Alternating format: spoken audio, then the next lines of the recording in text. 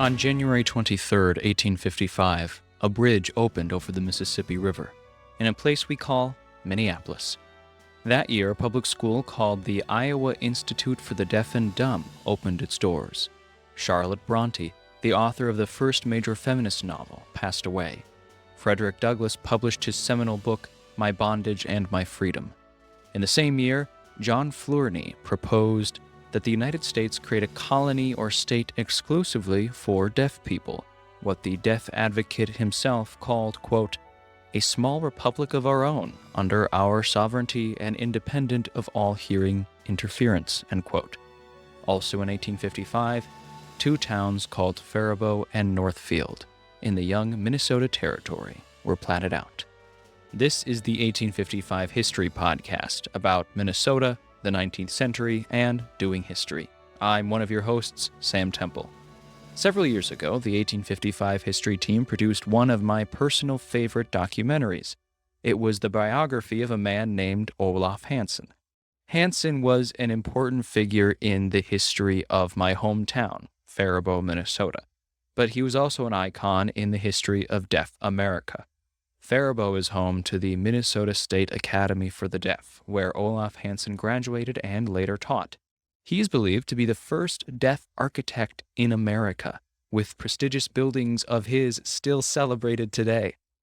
Throughout his life, he taught, worked as an advocate and a priest, and served as president of the National Association of the Deaf. It's easy to see why we were so impressed with Olof Hanson. I am very proud of the documentary we released in 2017.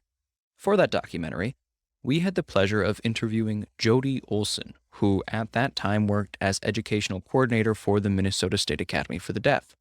Olson is herself deaf, so we were joined by two interpreters whose voices you will be hearing in this interview. Today, we are sharing snippets from our interview with Jody Olson in early 2017.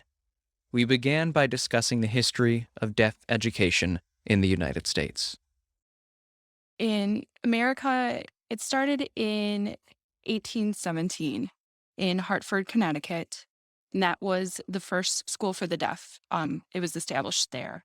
And from there, it spread out across the country. Minnesota's School for the Deaf was established in 1863.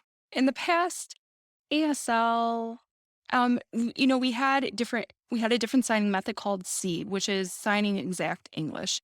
And that's pretty much obsolete now, but that was popular in the past. So we had ASL, C, and then we also had oralism. In 1975, there was PL 94-142, and that was established to make sure that any student with a disability had equal and free education in their schools with accommodations. Those are things that we need to provide, period. And then in 1982, we had one case that occurred in New York where one student filed a suit against the school because the school refused to provide an interpreter for the student because, they were able to read lips. So that went to court and they won. And from there on out, that has helped to make sure that the schools are providing interpreters. It doesn't matter how well the student is doing in school or how well their lip reading skills are. So that has definitely helped deaf education as well. In 1988, Gallaudet had a large protest where they selected a hearing president. And after the protest, they ended up reversing that decision and selecting a deaf president. And that brought more awareness to deaf education. In 1990, the Americans with Disabilities Act was established, and that ensured that we had equal access to things in the community, having a right to an interpreter, etc. Specific places must provide a TTY or different accommodations for deaf individuals, and that is law. The main attitude and perspective is that deaf individuals can't do anything. We go through a lot of struggles to getting equal access to things, not just in school, but also out in the community. For example, even to this day, people are shocked that I'm married. I have kids. Some people ask me, do you drive a car? Maybe about 10 years ago, I went scuba diving, and I've had a certification for many years. And I went to another country and they told me no because I was deaf. So We do face a lot of discrimination, and that's been a long time. And how do we handle it? The Gallaudet protest is one example. The community got together, we got stronger. There was that unity in that protest. We fought for our challenge right now is really a hot issue or a hot topic. How do we make sure that our deaf children from birth to 5 are receiving language? Because that's a window of opportunity in their brain. They need to acquire language within that time frame. Before they become the age of 5, there are many schools that are trying to establish what's called, well, it was established by Gallaudet, but it's called Lead K. The L stands for Language Equality and Acquisition for Deaf Kids. And that is where we're trying to fight to make sure that we are providing opportunities for those deaf children to learn language. Right now, 90% of our deaf students are born to hearing families. So, of course, the parents, their first exposure to deafness is from the doctors, and doctors' perspective is often a medical one. So, they're in the business of trying to fix that child. So, they're not missing out on opportunities to give those students access to language. So, we're trying to change that approach. You know, Access to language is more critical than trying to fix them.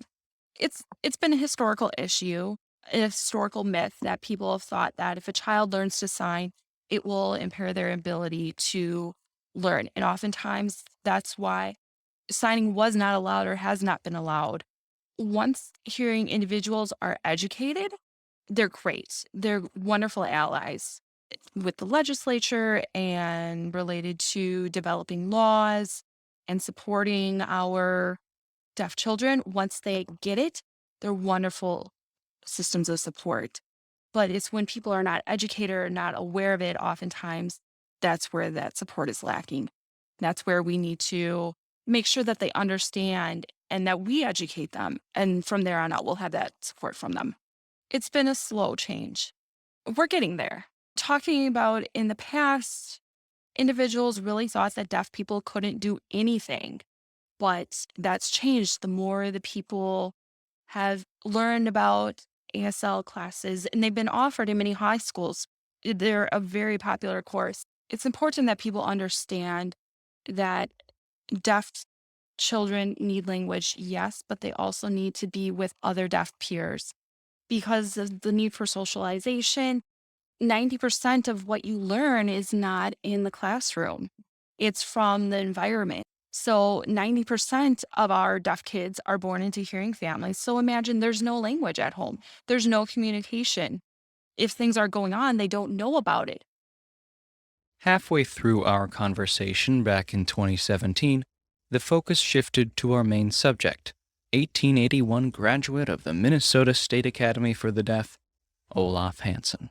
He is one of our most successful alumni. He graduated from here. He went to Gallaudet, got a degree in architecture, and he had that attitude where he believed in himself, and the other people out there felt that he couldn't be successful because he was deaf.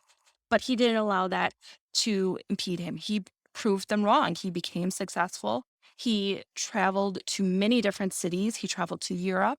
He did work here in Faribault. He designed many different buildings in Faribault, as well as the Pennsylvania School for the Deaf. And he also designed the Deaf Club in St. Paul, Thompson Hall. It's still standing today. When he was president of the National Association of the Deaf, he really fought hard to remove the word asylum from the schools for the deaf at that time. That was part of their name. So he helped change that attitude. And I also want to add that his wife was the first female to graduate from Gallaudet. So they both had a huge impact on the deaf community. His wife showed that women can graduate from college. So yes, definitely, they played a huge role in impacting the American deaf community. Being deaf, the barriers that were in place, people thought that he couldn't do anything. He was an architect. He was good at that, but he had to fight harder for it. But that's his character, the perseverance, proving to people that he could do it. As an architect, he designed homes or buildings that were deaf friendly. And for example, he made sure that there were a lot of windows to allow the natural light to come in. The stairwells were wider. Back then, stairwells were very narrow, and he made sure to widen them so that way two people could stand side to side going up the stairs and continuing their conversation instead of having to be single file. So that was one thing that he changed. Oftentimes churches didn't have interpreters or they didn't have individuals who signed. That's why it led him to become a priest to meet their spiritual needs in that area. In Minnesota, one of the houses that he designed in St. Paul, the Charles Thompson Deaf Club, that's still in use today. The deaf community uses that, and we benefited from his design. So many windows and the stairwells are, wider, as I mentioned. And we have pride in his work here in Faribault. There are some buildings in Faribault, for example, the Beery House. He designed that house. The Noise Home was another one. So there's many buildings within the town that he designed, and we're proud of that. If you would like to learn more about Olof Hanson and see some of the gorgeous buildings he designed in Faribault, check out our Olof Hanson documentary, available on YouTube.